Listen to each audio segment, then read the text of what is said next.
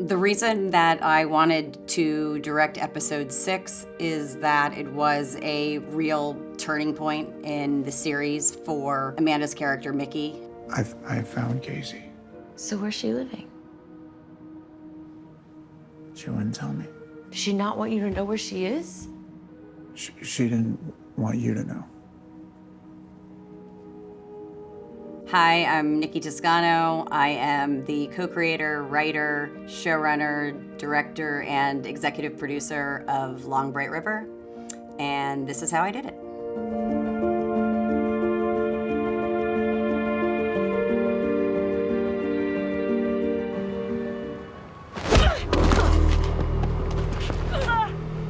Mickey.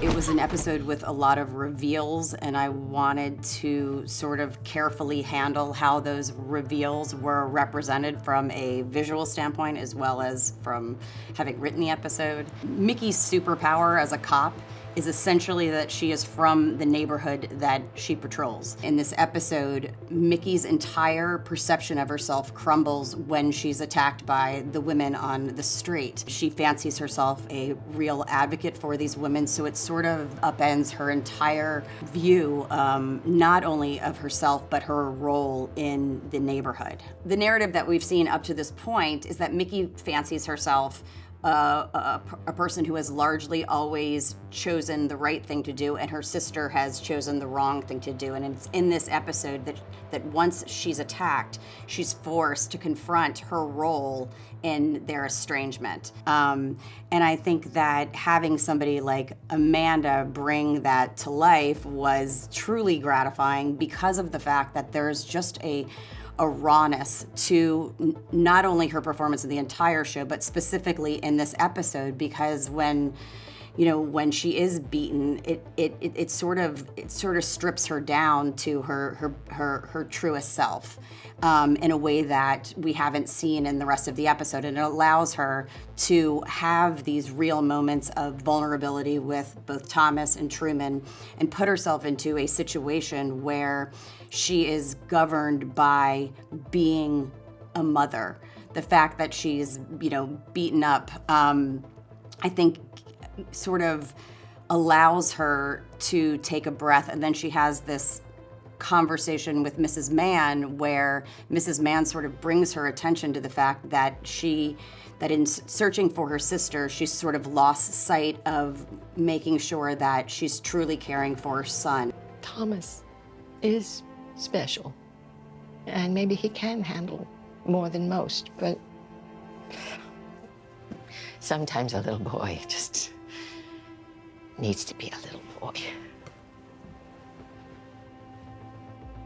When she goes into the sort of holiday season, she's allowed to truly connect with both Thomas and Truman in a real way. I also think that it's like it puts her sort of on the precipice of her confronting her own culpability in her estrangement from Casey. It sort of puts her in the right mind frame to be confronting that at the end of the episode. I thought stepping into this directorial role was going to be far more daunting than it actually was. I wanted to be incredibly prepared. I wanted to succeed. But I think that as a creator and a showrunner who spends so much time on set, for me, there was an element of just sort of cutting out the middleman. I write very much like how I'm seeing the scene play out. So in some ways I'm blocking it already in my head, but it was really, really nice to challenge myself to see things in a more visual sense, how we were populating the frame, different aspects of cinematography and light and dark. So much of this show is sort of pulled through that lens and how we were lighting it, and this idea that at all times, no matter what was happening in the darkness, there were always these slivers of light, which were representing hope, and hope that her neighborhood's going to be okay, hope that her sister's going to be okay, hope that her son is going to be okay. And so it was really fun, and it was a fun challenge to sort of, sink my teeth into getting into making critical choices about production design, about cinematography, all of that. And I had like a wonderful, wonderful cast and crew. These are from our dad. And? And some of these letters are dated after he died.